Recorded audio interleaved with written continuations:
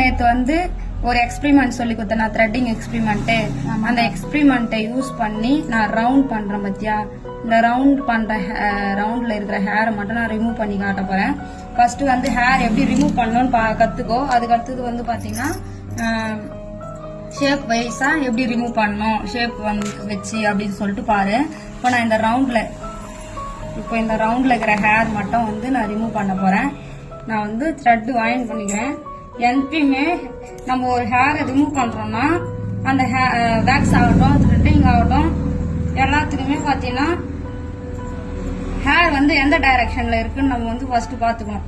Hair எந்த direction இருக்கோ அந்த டைரக்ஷனுக்கு ஆப்போசிட் சைட்ல தான் த்ரெட் பண்ணணும், தெரியுதா.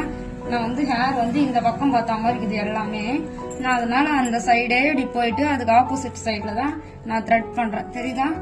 நூலை வந்து ஆப்போசிட் சைட்ல தான் நான் வந்து இழுக்கிறேன், தெரியுதா. நான் எல்லாமே இப்போ கிளீன் பண்ணிட்டேன் சுத்தமா.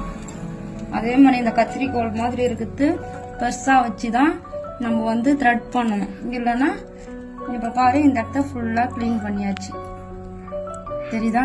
இந்த ரவுண்ட்ல ஃபுல்லா கிளீன் பண்ணிட்டேன். எவ்வளவு ஹேர் இருந்தது அதான் கிளீன் பண்ணிட்டேன். வேக்ஸ் ஆகட்டும் அதுவாகட்டும், எந்த ஹேர் எந்த சைட்ல இருக்குதோ அது ஆப்போசிட் டைரக்ஷன்ல நம்ம த்ரெட் பண்ணணும்.